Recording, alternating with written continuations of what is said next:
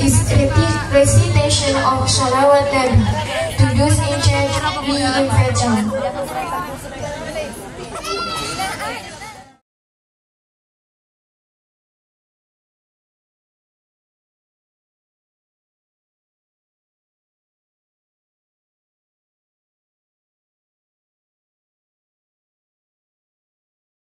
Assalamualaikum warahmatullahi wabarakatuh.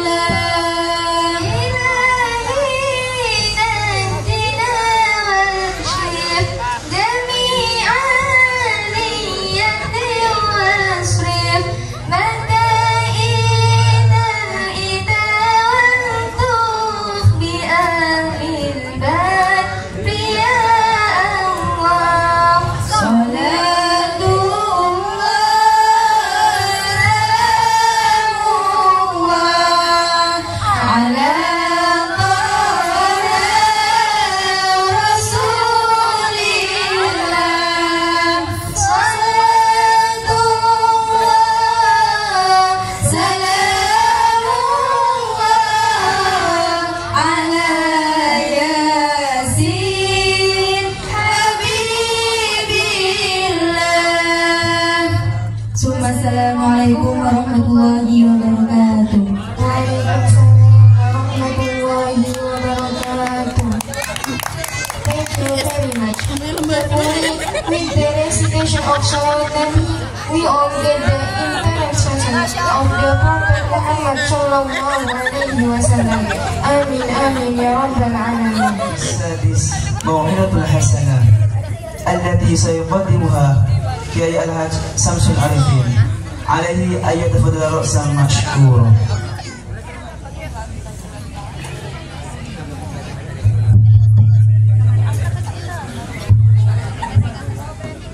Assalamualaikum warahmatullahi wabarakatuh. Bismillahirrahmanirrahim. Alhamdulillahirabbil alamin. Qala Allah ta'ala fi kitabihil karim. A'udzu billahi minasy syaithanir rajim. Wa man yuti'illaha war rasul faulaika ma'al ladzina an'ama Allahu 'alaihim minan nabiyyin was-siddiqin wasyuhada'i was-shalihin wa hasuna ulaika rafiqa. Shadaqallahul 'azim. Al-ayat. Wassalatu wassalamu ala asyrafil anbiya wal mursalin sayyidina Muhammadin wa ala alihi wa sahbihi ajma'in. Amma ba'du. Hadratal muhtaramin, para alim, para kiai, wabil khusus yang saya hormati Ketua RPJ Kecamatan Silo ataupun yang mewakili yang hadir pada malam hari ini, yang saya hormati Kepala Kantor Urusan Agama Kecamatan Silo beserta para staf-stafnya, Ketua BSF beserta adik-adik, para undangan, hadirin hadirat rahimakumullah. Sebetulnya saya tadi kaget ketika dipanggil oleh Habib pembawa acara, nama saya dikasih awalan Kiai Haji, padahal saya Kiai masih belum, dan Haji masih menjadi impian dan doa. Mudah-mudahan doa kita diterima, dikabul oleh Allah Subhanahu wa Ta'ala. Amin ya rabbal alamin. Bapak Ibu, saudara-saudara sekalian rahimakumullah, pertama-tama marilah kita panjatkan puji syukur kehadiran Allah Subhanahu wa Ta'ala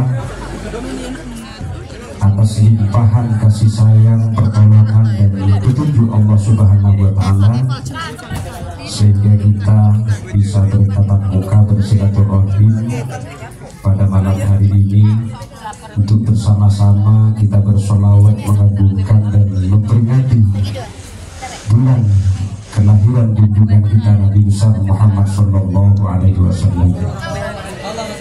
Kita juga bersyukur kehadiran Allah Subhanahu wa Ta'ala yang telah memberikan kita umur panjang dan kesempatan sehingga kita bertemu di bulan Rabiul Awal tahun ini. Walaupun malam ini atau hari besok itu sudah mau ganti bulan. Kalau dalam bahasa Turki, Bapak kata konjoan. Gimana bahasa Turki? Tutur eki, berarti asal nama juga. Bulan Rabiul Awal adalah bulan yang memiliki arti yang tersendiri bagi kita umat Islam, khususnya umat Islam Indonesia. Bulan Rabiul Awal adalah bulan yang menjadi saksi sejarah tentang lahirnya seorang nabi, seorang rasul Allah, kekasih Allah, seorang hamba sekaligus kekasih Allah yang menjadi panutan, menjadi pemimpin dan ditertuan oleh para nabi, para rasul sebelumnya, dan seorang kekasih Allah, nabi utusan Allah yang sekaligus menjadi penutup para nabi, para rasul sebelumnya, yaitu baginda Rasulullah Muhammad sallallahu alaihi wasallam. Beliau adalah putra dari seorang pemimpin suku Quraisy yang soleh, yang bersih, yang suci. Bahkan pertalian nasab beliau memang dikhususkan oleh Allah Subhanahu wa Ta'ala, dipilih oleh Allah Subhanahu wa Ta'ala dan dipersiapkan jauh sebelum Rasulullah itu lahir ke alam dunia memang terdiri dari orang-orang yang baik, orang-orang yang soleh, yang suci, yang bersih, yang sedikit pun tidak pernah ternodai, tidak pernah tercemari oleh adat istiadat, sifat atau perilaku orang-orang jahiliyah. Itulah Rasulullah Shallallahu Alaihi Wasallam. Singkat cerita Rasulullah, yaitu setelah menjelang terbitnya fajar subuh hari Senin tanggal 12 bulan Rabiul Awal. Kalau menurut ahli sejarah, bulan, tanggal, dan tahun kelahiran Rasulullah itu bertepatan dengan tanggal 22 April tahun 571 Masehi. Persisnya di kota Mekah. Saat itulah Rasulullah Shallallahu Alaihi Wasallam lahir ke alam dunia. Maka inilah yang mendasari para penghulu, para guru-guru, para masyayikh kita, sehingga sampai sekarang ada istilah peringatan Maulid Nabi. Peringatan Maulid Nabi atau mengadakan acara peringatan Maulid Nabi sebagaimana dilaksanakan pada malam hari ini tentunya bukan hanya sekedar melaksanakan kegiatan rutin tahunan, demi namun sekatur melaksanakan kegiatan rutin setiap bulan Rabiul Awal di Saus. Tapi lebih dari Kak Dintoh Bestana, para kiai, para guru-guru kita, para masyayikh, para ulama mencontohkan kita dengan mengadakan peringatan Maulid Nabi wakati malam semakin sopaja kaulus ketika Dintoh tambah istoh dek Gusti Kanjeng Nabi, sopaja kaulus ketika tambah terong, tambah cinta dek Gusti Kanjeng Nabi, sopaja kaulus ketika Dintoh tambah aroma sah cek sangkulan kaulus ketika Dintoh ampun katepunan paparingipun Gusti Kanjeng Nabi, yakni dengan lahirnya Rasulullah, dengan berutusnya Rasulullah Shallallahu Alaihi Wasallam ke alam dunia sembilan kerahmatan lil alamin, semata-mata karena rahmat, semata-mata rahmat bagi seluruh alam. Bapak Ibu, saudara-saudara sekalian rahimahumullah, maka keangku bisa estoh dek Gusti Kanjeng Nabi, keangku bisa terong cinta meneladani, mengikuti jejak Rasulullah dan lain sebagainya. Tentu-pun kalau sebagai kita terlebih dahulu harus mengenal siapa sebenarnya Rasulullah Muhammad Sallallahu Alaihi Wasallam. Dek itu juga para lihat senior, para tantaretan dekacah bagian pemeluk agama. Tidak mungkin berguna menceritakan kepribadian Rasulullah mulai dari nasab, biografi, perjuangan Rasulullah, sifat-sifat terpuji Rasulullah dan lain sebagainya. Saya semakin kata cerita anak itu dia lancin aja binyak, betul nggak ditopon bagaimana. Maka aku bisa mengenal Rasulullah Sallallahu Alaihi Wasallam karena kita hidup bukan pada zaman Rasulullah. Kalau setuju tak ada jopo, malahan negeri yang kita tempati sekarang ini jauh dari negara di mana Rasulullah Shallallahu Alaihi Wasallam dilahirkan. Katipun apa cara peninggi untuk kita mencari tahu, menggali sesuatu yang berkaitan dengan Rasulullah melalui ahli waris ekor. Kosorah yang kita ditok para guru, para masyayikh, para ulama sesangat tak ditok sangat keilmuannya asal bunda Gusti Kanjeng Nabi Muhammad Sallallahu Alaihi Wasallam. Apa ada sangat keilmuan yang tidak tersambung dengan Rasulullah? Pasti ada.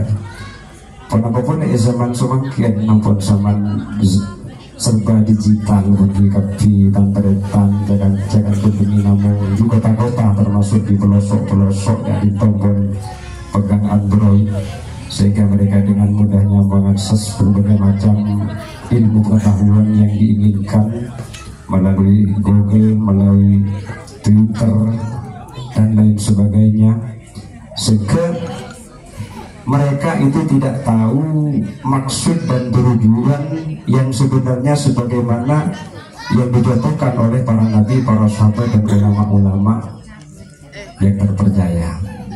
sehingga kemudian mereka memahami agama kak itu namun berdasarkan salinan bahasa atau terjemahan bahasa.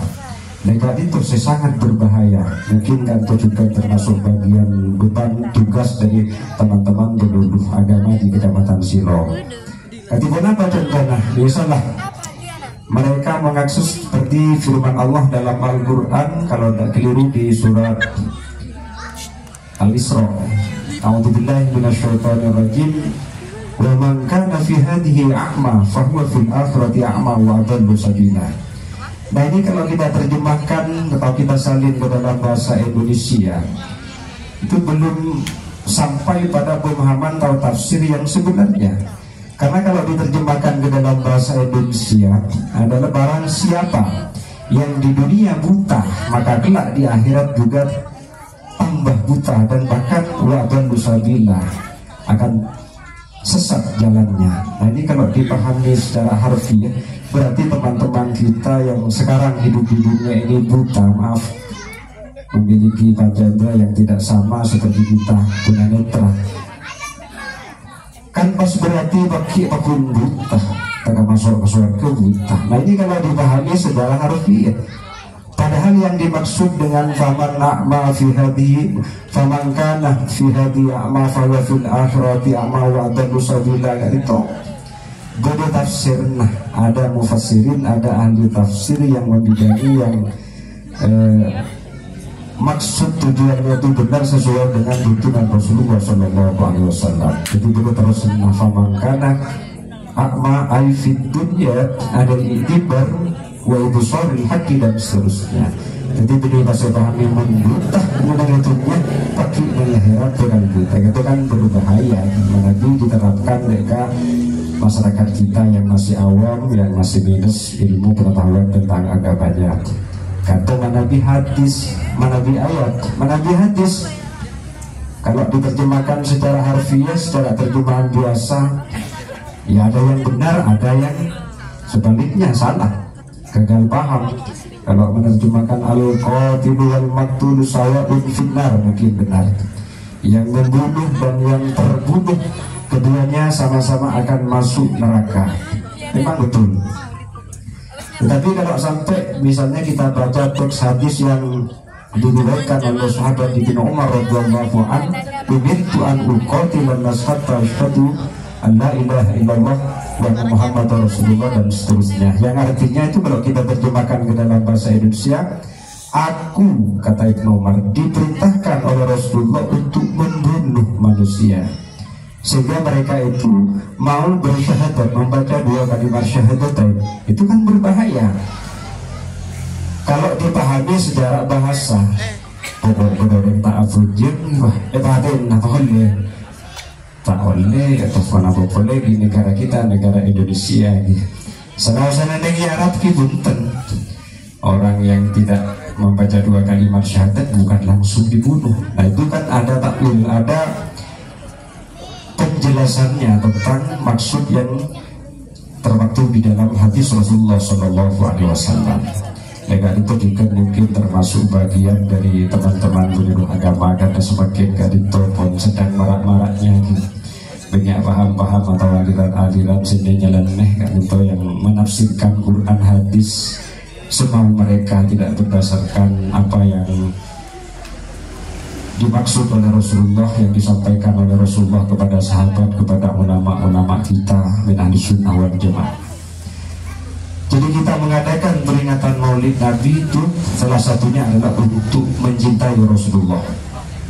Mencintai Rasulullah itu ada sebuah cerita, ada di dalam kitab karya Imam Al-Ghazali, kalau tak keliru di dalam kitab Mukashifatul Qulub, itu disebutkan ada seorang laki-laki yang lalai tidak membaca sholawat.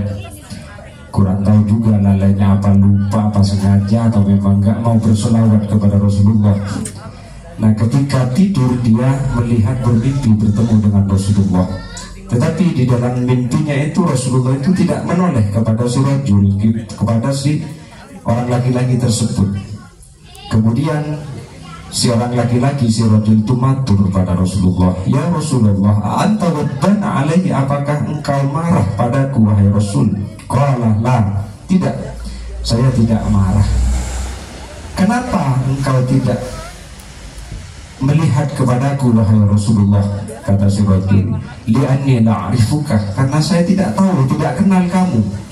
Kenapa engkau tidak kenal kepada aku wahai Rasul, padahal saya ini adalah salah satu di antara umat engkau. Sedangkan di dalam riwayat ulama itu disebutkan bahwa engkau itu lebih tahu kepada umatnya, engkau lebih tahu tentang umatnya melebihi tahunya seorang ibu terhadap anaknya. Gimana jawaban Rasulullah? "Sadaku, walakinnaka la tazkuruni bis-shalawati." Benar, para ulama yang berkata demikian itu memang benar, tetapi engkau melupakan aku, tidak pernah berzikir menyebut aku dengan sholawat. Kenapa? Jawab kanjeng Nabi, "Li'anna ma'rifati bi ummati bukan di sholatihim alayya." Karena aku dapat mengenali umatku kelak di hari kiamat itu dengan ukuran seberapa banyak, seberapa sering umatku itu bersolawat kepadaku.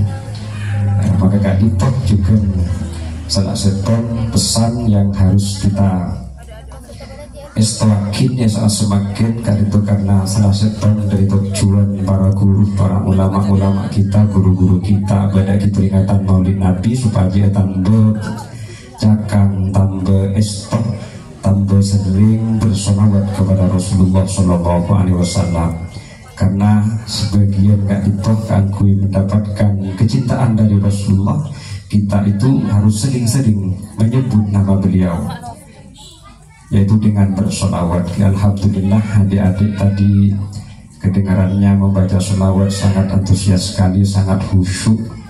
Moga-moga solawat kita senantiasa mendapatkan ridha Allah Subhanahu wa Ta'ala. Apa yang kita inginkan, apa yang menjadi hajat kita senantiasa dikabul oleh Allah Subhanahu wa Ta'ala, senantiasa mendapatkan syafaat Nabi besar Muhammad sallallahu alaihi wasallam. Bapak Ibu, saudara-saudara sekalian rahimakumullah, kalau kita berbicara tentang mencintai Rasulullah, mungkin kita sangat jauh apabila dibanding dengan kecintaan para sahabat-sahabat Nabi di dalam mencintai atau kecintaan sahabat-sahabat Nabi terhadap Rasulullah. Ada sebuah hikayat, ada seorang sahabat yang asalnya itu seorang budak yang kemudian dibeli dan dibebaskan, dimerdekakan oleh Rasulullah, yaitu sahabat yang bernama Sauban. Sahabat Sauban itu disebutkan qalinus sabri ala mufaraqatihi, sedikit sabarnya apabila setiap hari itu tidak melihat Nabi, tidak berjumpa dengan Nabi, gelisah. Kalau tiap hari yang dilaluinya itu tidak melihat Rasulullah, hatinya itu gundah, resah, gelisah dan lain sebagainya. Maka pada suatu ketika sahabat Sauban ini sowan kepada rumah Rasulullah Shallallahu Alaihi Wasallam, dan terlihat di raut wajahnya itu menampakkan kesedihan. Badannya lemah lunglai seperti habis sakit ya. Ditanya oleh Rasulullah, "Wahai Sauban, apakah engkau lagi sakit atau habis sakit atau memiliki penyakit?" Kata Rasulullah. Dijawab oleh sahabat Sauban, "Tidak ya Rasulullah, saya tidak sedang menderita suatu penyakit apapun dan saya tidak sedang sakit. Saya baik-baik saja. Cuma saya apabila tidak melihat engkau dalam sehari sekalipun itu, saya sangat gelisah wahai Rasul. Ketika saya ingat tentang alam akhirat," kata sahabat Sauban, "yang saya takutkan itu saya tidak bisa berjumpa dengan engkau wahai Rasul." Itu yang pertama. Kemudian, andai pun saya ini nanti memiliki nasib baik bisa masuk ke surga, saya khawatir saya juga tidak bisa bertemu dengan engkau ya Rasul. Kenapa? Karena surga saya dengan surga engkau mungkin tidak sama, karena surga engkau mungkin lebih tinggi bersama dengan surganya para nabi, para kekasih-kekasih Allah dan lain sebagainya. Itu pun kalau aku masuk surga. Kalau saya mendapat nasib yang tidak baik, misalnya saya tidak masuk surga, tentu saya tidak akan bisa melihat engkau selamanya, wahai Rasulullah. Lantas bertanya sahabat Thauban kepada Rasul, wahai Rasul, fakaifa hali, bagaimana dengan kondisi aku kalau seperti itu ya Rasul? Maka Rasulullah pada waktu itu juga ikut sedih. Namun kemudian datang malaikat Jibril membawa wahyu dari Allah. Bismillahirrahmanirrahim. Wa may yuti'illaha war rasul fa ulaika ma'al ladzina an'ama Allahu 'alaihim minan nabiyyin wasiddiqin wasyuhada'i wassalihin wa hasuna ulaika rafiqa. Yang artinya bahwa barang siapa orang yang taat pada Allah, taat pada utusannya, maka mereka akan dikumpulkan bersama para nabi, para siddiqin, para orang-orang yang mati syahid, dan para orang-orang soleh. Wahasuna ula rafiqo, dan mereka itu adalah sebaik-baiknya teman. Jika itu termasuk asbabun nuzulah ayat tersebut. Mencintai Rasulullah. Kan itu ceritakan sahabat Thauban. Sahabat Thauban karena dirinya adalah termasuk salah satu di antara sahabat Nabi, hidup satu zaman dengan Rasulullah. Saya pun lagi wajar-wajar saja karena bisa nganale langsung deka wajah aku kepon Gusti Kanjeng Nabi, bisa menanyakan tentang sesuatu tentang agama langsung pada Rasulullah. Nah, sementara dengan kita gimana? Kita yang hidup bukan satu zaman dengan Rasulullah, tidak pernah melihat wajah Rasulullah, bagaimana kita bisa meluapkan, bisa mencintai Rasulullah dengan sebenarnya? Jika ditolakkan saya pertama itu dengan sering mengingat, sering bersolawat kepada Rasulullah. Terutama kita itu bisa meneladani kepribadian akhlak Rasulullah SAW. Mungkin ini yang bisa saya sampaikan pada Bapak Ibu, saudara-saudara sekalian, sedikit namun mudah-mudahan bermanfaat bagi kita semua. Mohon maaf manakala terdapat salah dan khilaf. Wallahul muwaffiq ila aqwamit thoriq. Wassalamualaikum warahmatullahi wabarakatuh. Waalaikumsalam. Syukran kasiran ala hidabatik. Asallahu ayyaj'alana minal alimin